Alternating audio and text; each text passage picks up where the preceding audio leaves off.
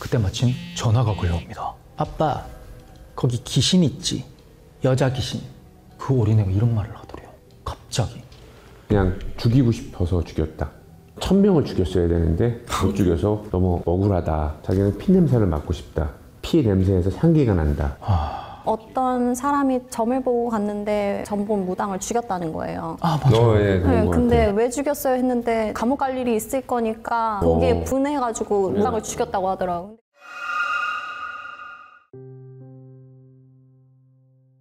괴담을 보다 시청자 여러분 반갑습니다. 공포라디오 쌈무이 인사드립니다. 자, 이번 시간에도 두 분과 함께 다양한 이야기를 한번 해볼 텐데요. 제가 존경하는 우리 형사님 인사 부탁드릴게요. 예, 안녕하십니까. 괴담을 보다의 큰아버지 전지용입니다. 안녕하세요. 병사신당 천문사제 혜령입니다. 자, 여러분 본격적인 이야기를 시작하기 전에 구독자 여러분께 전달드릴 공지사항이 있는데요. 시선 너머 채널의 괴담을 보다에서 앞으로 여러분의 공포 사연에 제보를 받습니다.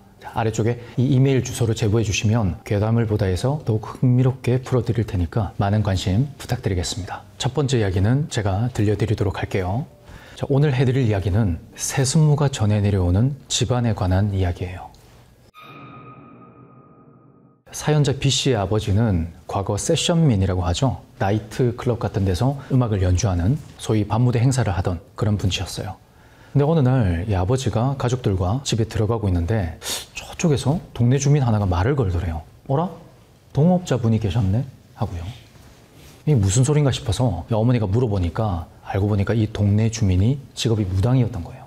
그래서 이 무당이 하는 소리가 길 가는 이 아버지 뒤로 어떤 웬 할아버지가 달라붙어 있더라는 거죠. 그리고 얼굴을 바짝 들이대고 이 아버지를 뚫어져라 쳐다보고 있다. 그래서 혹시나 이 할아버지가 몸주신인가 보다 해서 그렇게 말한 거다. 그렇게 하더래요. 뭐 오며 가며 얼굴만 마주쳤지 그 직업은 몰랐을 거 아니에요. 근데 이 무당이란 사람이 그런 소리를 하니까 좀 황당하잖아요. 근데 정작 그 소리를 들은 아버지가 제일 황당해야 될 텐데 아버지가 아무렇지도 않게 그 할아버지 아직도 붙어 있나요? 그렇게 묻더라는 거예요.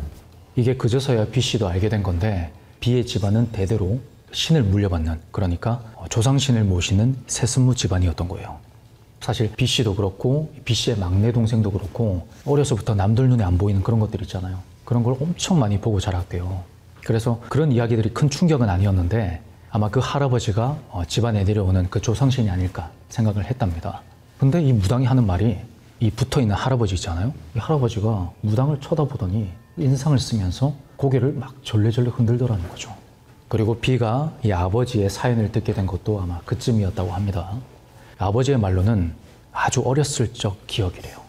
아버지가 할아버지의 손을 잡고 마당을 나서는데 할머니가 마당에서 막 덩실덩실 춤을 추고 있더라는 거예요. 그리고 뭘 떨치듯이 몸을 푸르 떨더니 곧이어서 막칼 있죠. 막칼 한 자루를 공중에다 휙 던지더래요. 근데 보통 그런 칼 같은 쇠붙이를 던지면 그 무게중심 때문에 땅으로 떨어지다가 튕겨서 다른 쪽으로 날아간다거나 아니면 뭐 바닥에 꽂힌다거나 그렇잖아요. 근데 신기하게도 그 칼자루가 손잡이부터 떨어지더니 그대로 툭 하고 어느 방향을 향해서 떨어지더래요. 근데 바로 그 칼끝이 향한 곳이 바로 이 B의 아버지 쪽이었어요. 그 당시 마당에 이 아버지 형제 자매들이 몇 분 더 계셨는데 몇 번을 그렇게 칼자루를 던져도 계속 같은 방향을 가리키더래요. 그리고 이 할머니가 한다는 말이 아, 이번엔 너구나 이러시더래요. 이게 뭔진 모르겠지만 그 당시에 이 B씨의 아버지가 그 소리를 듣자마자 굉장히 소름 끼쳤대요. 문제는 이 의식을 하고 얼마 지나지 않아서 할머니가 돌아가신 거예요. 나이도 엄청 젊으셨는데. 그리고 이 할머니가 돌아가시고 얼마 안 지나서 이 B씨의 아버지가 웬 할아버지를 보기 시작해요. 이 생전 처음 보는 할아버지가 막 손짓을 하면서 받아들여라, 받아들여라 뭐 이런 식으로 말을 걸더라는 거죠. 근데 아직 뭐 어렸던 이 B씨의 아버지는 그게 좀 소름 끼치고 무서우니까 그냥 못 본 척 외면을 해버렸대요. 근데 이 못 본 척이란 게 한 해, 두 해 지나고 나니까 진짜 무뎌진 건지 뭔지 할아버지가 안 보이기 시작하더래요. 근데 그 동네 주민 무당이 하는 말이 아직도 그 할아버지가 붙어있다 이러더라는 거죠. 사실 누군들 다 그런 건 아니겠지만 좋아서 무당이 되는 사람이 몇 명 되겠어요. 보통은 유튜브 같은 데서 많이 나오잖아요. 어떤 직업을 가지고 있다가 신병이 오고 그 괴로움을 물리려고 신을 받는 무당의 길을 걷는 경우가 꽤 많잖아요. 근데 이 B씨의 아버지는 무당의 길을 원치 않았대요. 다행히도 이 B씨의 아버지에게 붙어있는 령이 조상신이라 그런지 신병은 오지 않았대요. 세습무라서 그럴 수도 있어요. 근데 이 부작용이 다른 방식으로 나타나기 시작합니다. 이 B씨 아버지가 어느 날은 나이트클럽 무슨 행사가 있어가지고 일찍 출근을 했답니다. 근데 문 밖에서부터 막 드럼 소리가 나더니 드럼 형님이 일찍 오셨나? 이러고 들어갔는데 아무도 없더라는 거예요. 당연히 오픈 전 시간이라서 손님도 없었고 악기 연주하시는 분들도 아무도 안 온 상태였거든요. 그래서 황당해서 그렇게 내가 잘못 들었나 하고 있는데 악기를 꺼내려고 하다가 저쪽 나이트클럽 그 무대 있잖아요. 무대 앞에 설치된 그 앰프 앞에 웬 원피스를 입은 여자가 서 있더래요. 그래서 이 아버지가 새로운 아가씨인가 하고 쳐다봤는데 이 차림새가 좀 이상해요. 검은색 원피스를 입고 머리카락은 물에 젖은 듯이 축축해요. 누군가 하고 보고 있는데 갑자기 이 여자가 고개를 휙 돌리더니 씩 하고 웃어요. 그리고 등을 휙 돌리더랍니다. 그리고 갑자기 그 앰프 쪽 있잖아요. 앰프에서 막 찢어지는 듯한 소리 있죠. 피크 친다고 하나요? 뭐가 터지는 듯이 그런 하울링 소리가 시끄럽게 들리더래요. 그래서 이 아버지가 놀래가지고 뛰어가서 그 전원 코드를 뽑으려고 하니까 이미 전원은 들어가 있는 상태가 아니었어요. 이게 뭔가 잘못됐다. 내가 지금 귀신을 보는 건가? 그러면서 식은땀을 막 흘리고 있는데 그때 마침 전화가 걸려옵니다. 번호를 보니까 아내예요. B씨의 어머니죠. 그래서 전화를 받았더니 그 수화기 너머에서 들리는 목소리는 아내가 아닙니다. 바로 B씨의 막내 동생이었어요. 한참 어린 나이였대요. 한 4살, 5살. 그 어린아이가 막 웃음기 어린 목소리로 새소리를 내다가 갑자기 이렇게 묻더래요. 그 어린아이가 아빠 거기 귀신 있지? 여자 귀신. 그 어린애가 이런 말을 하더래요. 갑자기. 그 순간 이 B씨 아버지는 등골이 오싹하더래요.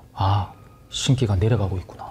자식한테로. 사실 B씨도 그렇고 막내 동생도 그렇고 어려서부터 이상한 걸 꽤 자주 목격했다고 했잖아요. 남들이 못 보는 걸 본다든지 귀신 때문에 홍역을 치르기도 했고요. 거기다가 나중에 알게 된 사실인데 이 B씨의 집안이 이사를 자주 했어요. 왜냐하면 아버지 직업이 나이트클럽 악기 연주자다 보니까 여기저기로 이사를 많이 다녔답니다. 근데 신기한 게 이사를 나간 집이 있죠. 전에 살던 집이 모든 집이 나중에 보니까 무당집이 돼 있더라는 거예요.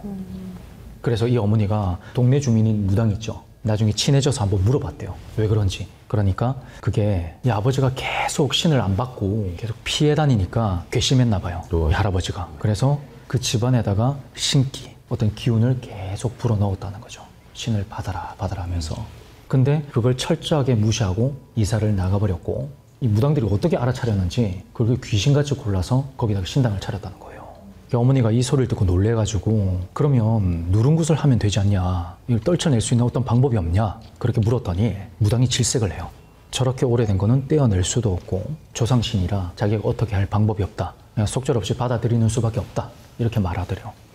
그리고 이 무당이 덧붙이는 말이 아까 그 세습되는 어떤 과정, 어떤 의식이 굉장히 특이했잖아요. 할머니가 굿을 열고 그 과정에서 칼을 던지고 그 칼 끝이 향한 곳이 신을 받는 차례였다잖아요. 이 사실 세습무라는 게 자연스럽게 태어날 때부터 알게 되고 받아들이고 그 직업의 길을 걷게 되는 거잖아요. 근데 이건 방식이 달랐잖아요. 나중에 아버지가 그 무당을 찾아가서 그 어렸을 때 일들을 막 얘기를 했대요. 어렸을 때 이런저런 일들이 있었고 어떻게 해서 그 할아버지가 붙게 되었다. 근데 그 할아버지가 계속 나한테 붙어 있다니까 걱정이 된다. 혹시나 내 자식에게 물려줄까 너무 겁이 난다. 그러면서 이 아버지가 이렇게 물었대요. 혹시 우리 집안에서 이렇게 세습되는 방식이 칼을 던져서 후계자를 정하는 거였잖아요. 이걸 내가 안 하면 되지 않겠냐. 그렇게 질문을 했대요, 무당에게. 그랬더니 무당이 그 말이 맞긴 한데 그 뒷감당을 어떻게 하려고 그러냐. 보통 그렇잖아요. 그렇게 내려오는 신을 거절하면 신병을 앓는다던가 되게 안 좋은 일을 많이 겪는다던가 그런 시련들을 주잖아요. 그래서 무당이 그런 질문을 했는데 이 아버지가 그 순간에 그 질문을 딱 듣더니 그냥 피식하고 웃더래요. 웃고 말더래요. 웃음 속에는 많은 의미가 들어있겠죠. 그리고 그 뒤로 아버지는 할아버지를 철저하게 계속 무시를 했고 그 무당집 쪽으로는 쳐다보지도 않았대요. 그리고 자식들에게도 당부를 했고요. 절대 무당집 그쪽으로는 쳐다보지도 말거라. 발을 들이지도 마라. 근데 이게 문제가 된 건지 뭔지 모르겠는데 그 이후부터 이 아버지가 점점 이상한 일을 겪기 시작해요. 갑자기 이유도 없이 기운이 빠지고 어디가 막 아프기 시작한다든지 그리고 이상한 사고를 당하기도 하고요. 그리고 귀신 같은 걸 전보다 더 많이, 더 자주, 그리고 더 험하게 보기 시작했대요. 뭐 예를 들어서 어느 날은 저승사자 둘이 찾아와서 계속 아버지에 대해서 얘기를 한다고 너무 이렇게 벌벌 떨면서 얘기를 하더래요. 그래서 이 아버지가 너무 무서워가지고 칼을 베개 옆에 두고 자기도 했고요. 이 사정이 이렇게 되다 보니까 기댈 데가 술밖에 없었대요. 그렇게 되면 상태가 도대체 어떻게 되겠어요? 결국에는 이 B씨가 30쯤에 아버지는 이런 나이에 유명을 달리하셨다고 합니다. 그리고 참 신기한 게요. 이 아버지가 돌아가시고 나서 이 B씨 그리고 막내 동생 살면서 이상한 것들을 많이 보고 자랐다고 했잖아요. 근데 그 순간부터 눈이 닫혀버렸답니다. 그러니까 영안이 닫혔다는 의미죠. 처음에는 이 기미를 못 알아차렸대요. 근데 어느 날 뭔가 보여도 보일 만한 그런 상황인데 안 보이니까 그제서야 눈치를 챈 거죠. 물론 이 모든 이야기를 B씨 아버지가 돌아가시고 난 뒤에야 제대로 전해들을 수 있었는데 아버지가 내려오려는 세습신을 틀어막느라 평생 까막눈인 척 아무것도 모르는 척 그렇게 살다가 그 아래쪽으로 내려가는, 그러니까 자식한테 내려가려는 신을 틀어막고 그렇게 홀로 힘들게 돌아가셨다는 것을요. 아버지의 힘은 대단하다, 그런 걸 느꼈습니다. 이야기는 여기까지입니다. B씨의 아버지가 결국에는 돌아가셨잖아요. 네. 근데 죽지 않고서는 그 무당의 길을 피할 수 있는 방법이 없는 건가요? 근데 사실 지금 이 이야기 속에서 아버지는 신의 노여움을 탄 거예요. 신령님 입장에서는 괘씸할 수밖에 없는 얘기고요. 이미 세수무라고 하는 자체는 이미 불려왔었던 집안인 거잖아요. 불려왔으면 끝까지 대대로 불려줘야 돼요. 그 손이 끊기면 정말 말 그대로 누군가는 한 명은 운명을 달리한다든지 집안이 풍비박산이 나고 안 좋아져요. 왜냐? 한 번 나를 이렇게 풍족하게 했는데 너네가 안 챙겨줘? 괘씸하지 않을까요? 배신감이 들고. 그럼요. 대대로 이거는 약속 같은 거거든요. 신과의 약속. 우리가 신령님을 모실 테니까 우리 가정은 이렇게 보살펴 주세요 하는 그런 대가성이 있는 약속 같은 건데 그 약속을 어긴 거나 마찬가지거든요. 그 아버지는 자식들을 위해서 아버지가 모든 걸 다 안고 가신 거나 마찬가지죠. 그러면 세습 때는 그런 게 끊어져 버린 거네요? 그렇죠. 근데 이게 또 언제 어느 때에 다시 발동이 날지 몰라요. 지금은 한마디로 봉인된 거예요. 아버지가 이제 다 가져가시면서 봉인을 한 거나 마찬가지지만 그게 또 바로 다음 자식이 아니라 그 다음 자식 후손으로 또 넘어갈 수도 있어요. 어떻게 될지 모른다. 네, 그래서 신이 무서운 거예요. 그럼 혜령님은 신병이 혹시 겪으셨나요? 신병을 너무 세게 겪었고요. 제가 신 받기 전에 39kg까지 나왔어요. 제가 아무리 먹어도 살이 안 찌고 힘은 점점 빠져나가고 그냥 말라 죽어가기 직전이었거든요. 제가. 근데 겨우 이제 저희 스승님을 만나고 신어머니를 만나고 무당이 되고. 저는 세순무가 아니잖아요. 세순무가 아니라 강신무거든요. 맞아요. 살아오면서 어느 순간은 제가 무당의 길을 갈 거라는 거를 명확하게 알고 있었어요. 알 수 없는 이끌림? 나는 해야 돼. 나는 이 길밖에 없어. 라는 그 신념이라 갑자기 그런 게 너무 강하게 생기는 거예요. 그리고 고등학생 때 수업을 하다가 그 화경이라고 하잖아요. 네. 화경이 보였어요. 내가 신복을 입고 동이를 타고 있고 동의가 뭐죠? 항아리 물동이라고 하거든요. 신고 네. 받을 때 우리 동이 탄다고 하는데 그 동이를 타고 있는 거를 제가 봤거든요. 그때부터 이제 저는 이거는 무조건 내가 가야 되는 길이구나 하고 이끌려 왔던 게 여기까지 왔는데 물론 제가 신을 받기 전까지는 신병이 너무 세게 왔어요. 시름시름 알아가고 귀신도 보이고 과외도 눌리고 심지어 뭐 귀신들이 와가지고 귀접도 하려고 그러고 막 그런 현상들을 굉장히 많이 겪었었고 그때부터 아마 시작됐을 거예요. 신의 움직임, 신의 파장들이. 아까 고등학교 때 나중 모습을 보셨다고 했잖아요. 그건 어떻게 보였나요? 또 필름이라고 하잖아요. 갑자기 그냥 정말 사라락 하고 지나가요. 주마등처럼. 네. 그 고등학생 때 그 신복이라는 거를 제가 뭐 접해본 거는 아니지만 정말 그 꽃가를 쓰고 흰색 옷에 그렇게 동이를 타고 있는 제 모습이 지나가더라고요. 그 전에는 그런 어떤 영상이라든지 사진이라든지 본 적은 그런 거는 전혀 쉽게 접할 수 있는 건 아니었잖아요. 그쵸. 네, 그때까지만 해도 뭔가 유튜브나 이런 게 없었거든요. 맞아요. 접할 수 있는 그런 기회들이 많이 없었는데 그런 모습들이 보였었죠. 이야, 좀 신기하네요.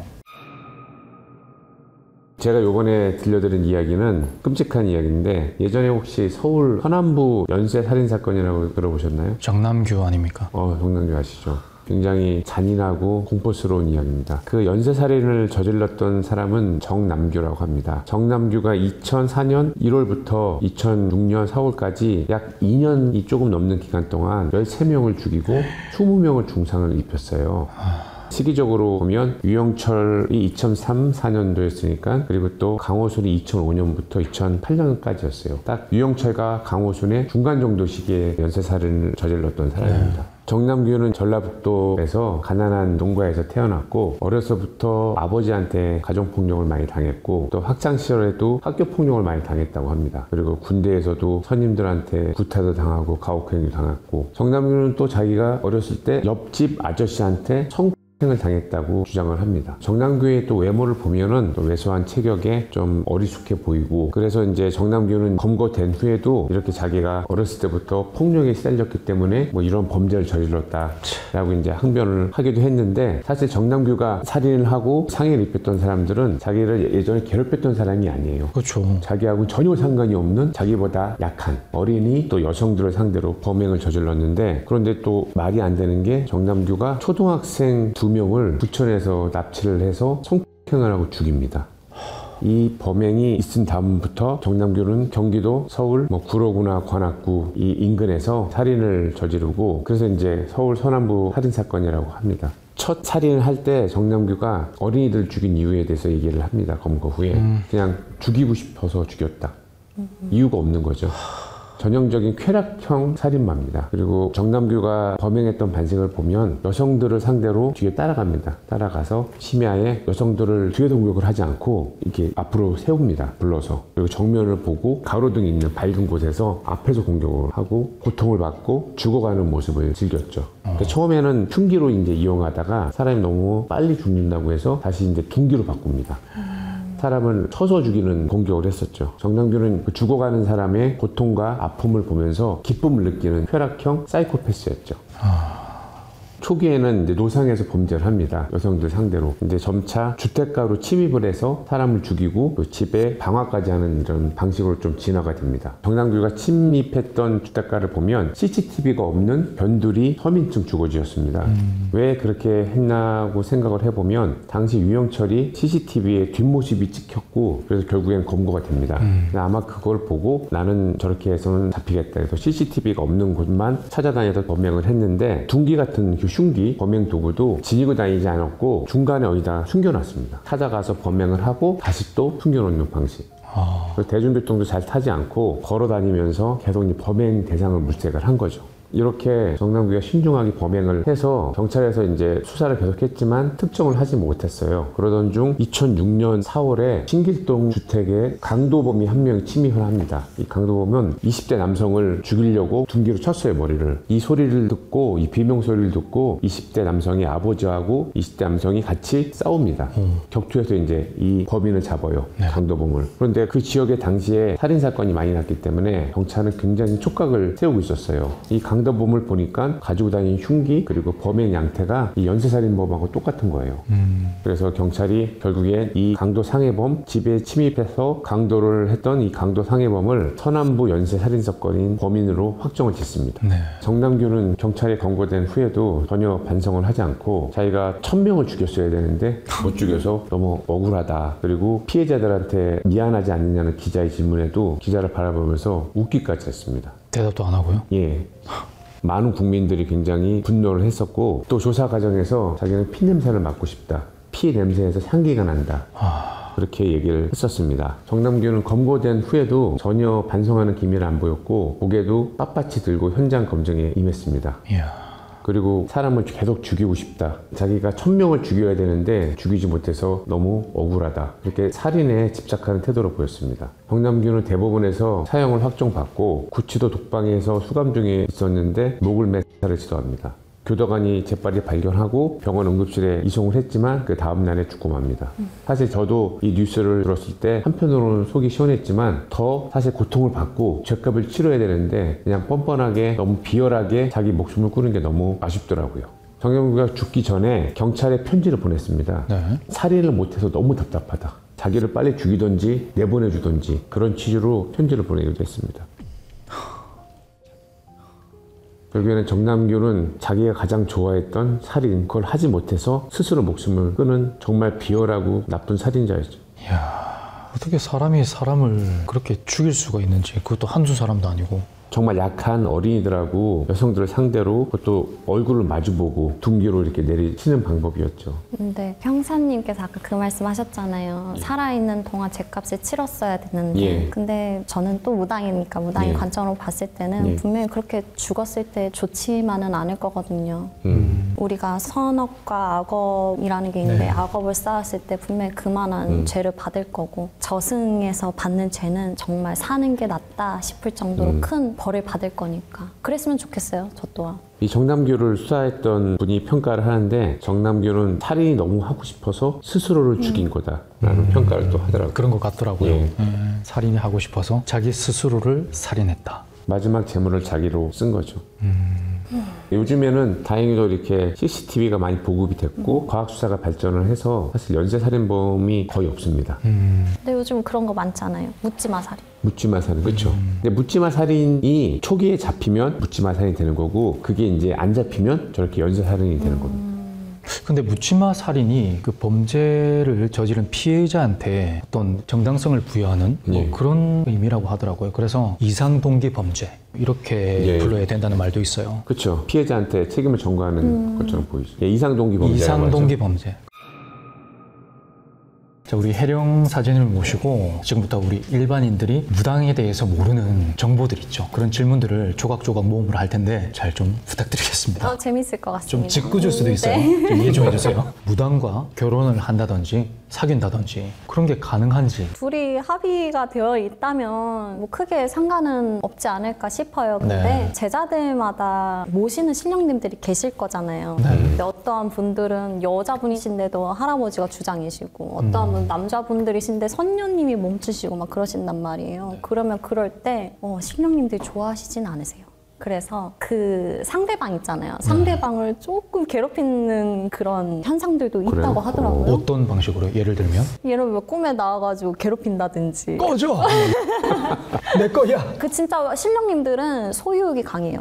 내 제자. 내 새끼. 내 새끼. 그런 식으로 굉장히 소유욕이 강하시고 제자들마다 수행법이 다르잖아요. 그 수행법에 맞게 연애를 한다든지 연애를 안 한다든지. 근데 저 같은 경우에는 연애를 제자 되고 나서 단 한 번도 해본 적이 없어요. 제가 천문사제잖아요. 네네. 천문사제가 뭘 할 수 있냐? 혈부적을 써요. 피로 쓰는 거예요? 본인 피? 내 피. 어. 근데 혈부적을 쓰려면 피가 일단은 맑아야 되잖아요. 네. 그렇기 때문에 천문사제가 할 수 있는 수행법 중에 고기, 술, 담배 일절 안 해요. 그래서 심지어 저는 비건이에요. 고기도 안 드세요? 네.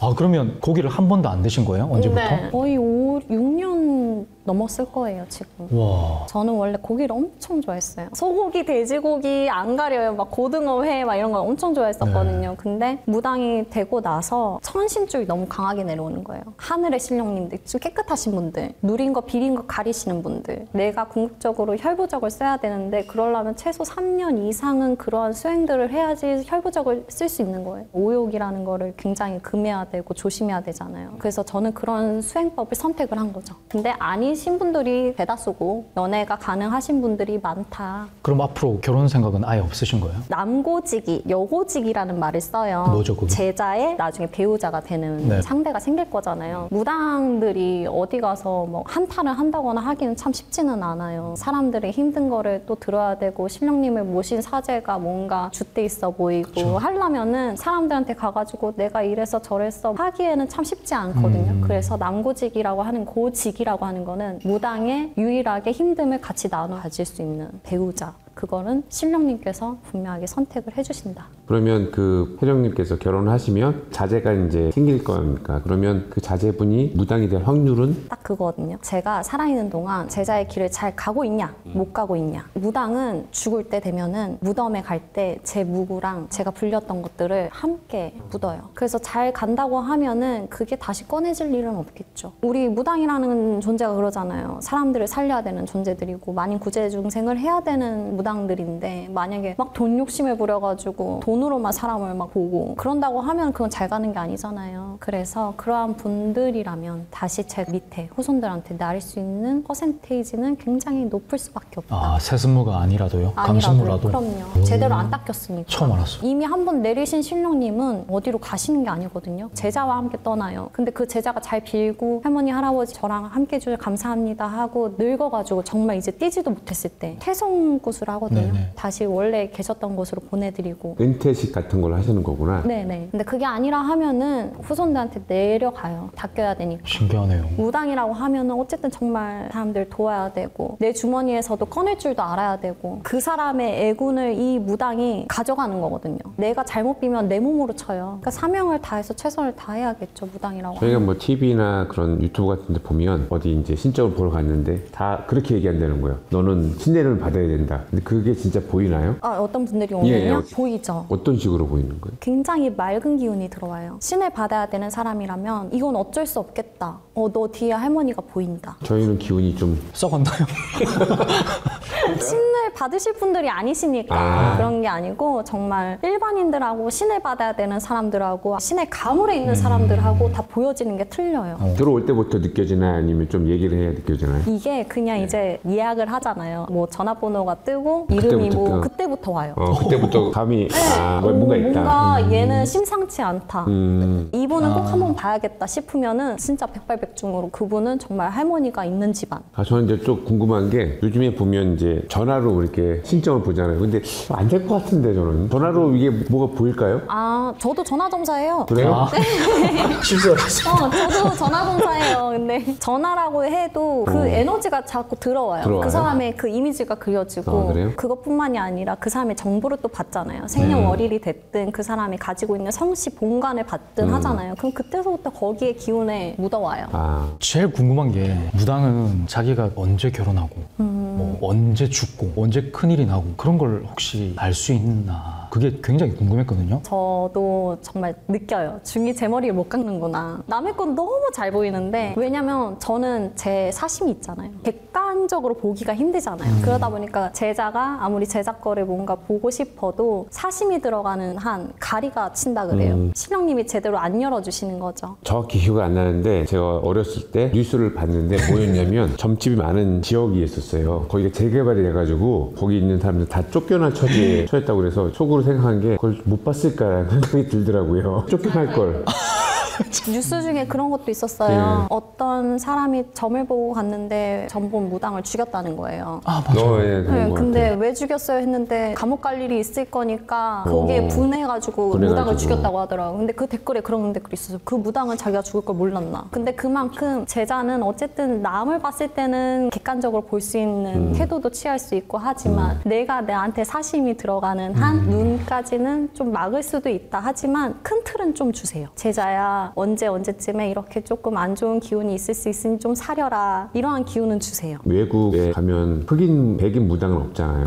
왜 그런가요? 있어요. 있어요? 그럼요. 있죠. 사랑과 영혼 영화에 점성술사도 나오고 점성술사도 있고 뭐 사이코메트리라고 막 물건만 잡아도 막 그 기운이 읽혀진다 막 그런 맞아, 얘기들이 맞아. 있잖아요. 네. 다른 인종이더라도 우리와 형태가 다를 뿐이지 신령님과 영접을 하고 무불통신을 하고 그리고 그분들은 자연계통의 그런 신들을 많이 접해요. 어떤 방송에서 봤는데 외국 사람을 한국 무당이 봐주시더라고요. 그게 가능한가요? 저도 중국인들은 많이 보거든요. 근데 아직 서양 분들은 본 적은 없어요. 근데 충분히 가능하죠. 그분들도 조상이 있을 거고 그분들도 기룡화복 점지를 받고 싶다고 하면 그분들의 운세가 당연히 보일 건데 안 보이지는 않으니까. 신기하다.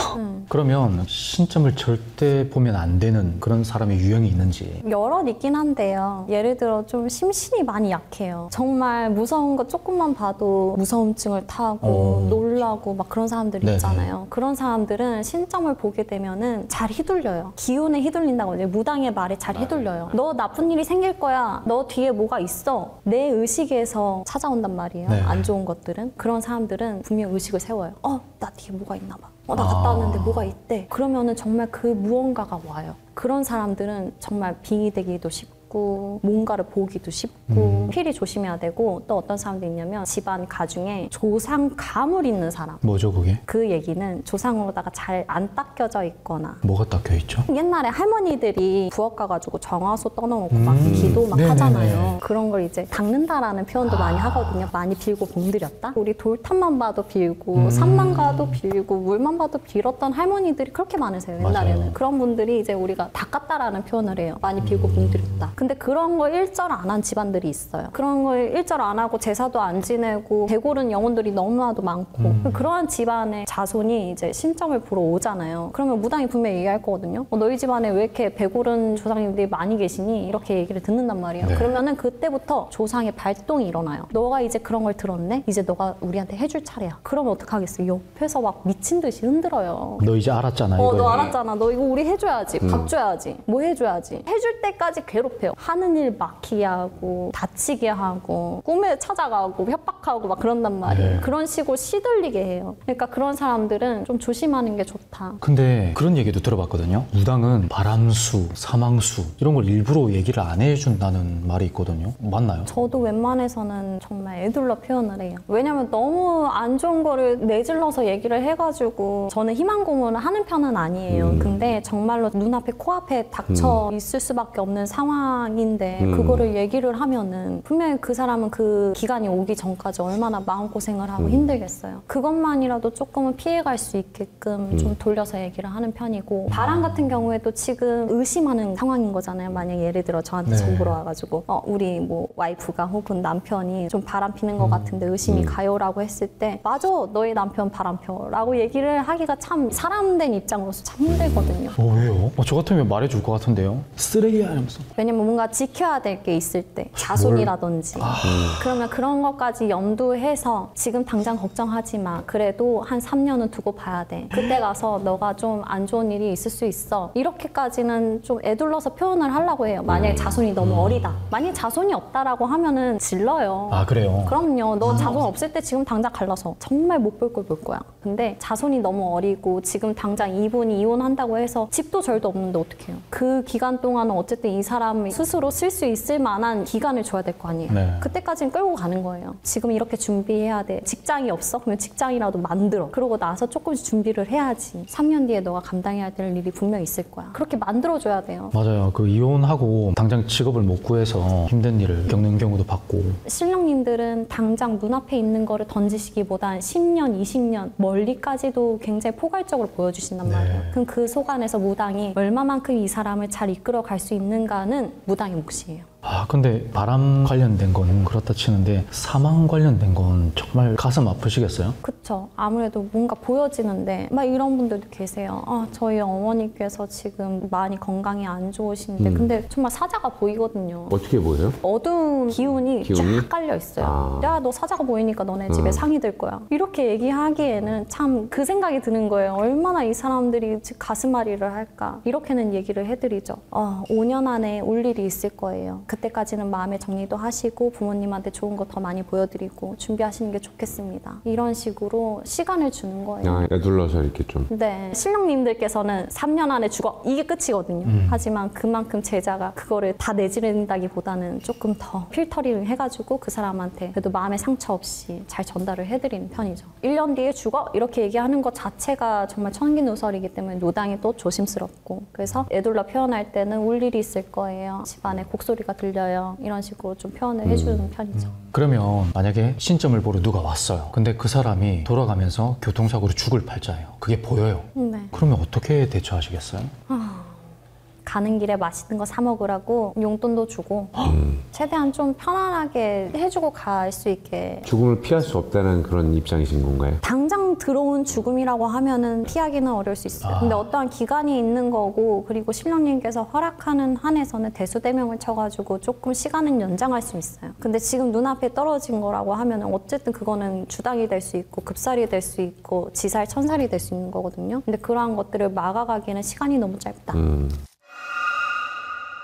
자, 오늘 괴담을보다는 여기까지입니다. 오늘도 무섭고 소름 끼치게 들으셨나요? 오늘도 알지 못했던 많은 것들을 접하고 듣게 돼서 좋았던 것 같습니다. 항상 좀 아쉬워요. 하고 나서. 다음 시간에 또 풀어주시면 됩니다. 네, 그러겠습니다. 오늘 괴담을보다는 여기까지고요. 지난 방송에도 말씀드렸다시피 여러분들의 제보를 받고 있습니다. 지금 아래쪽에 보이는 이메일 주소로 제보를 보내주시면 아주 무섭고 소름 끼치게 저희가 풀어드리도록 하겠습니다. 많은 관심 부탁드릴게요. 오늘도 감사드립니다. 고맙습니다. 감사합니다.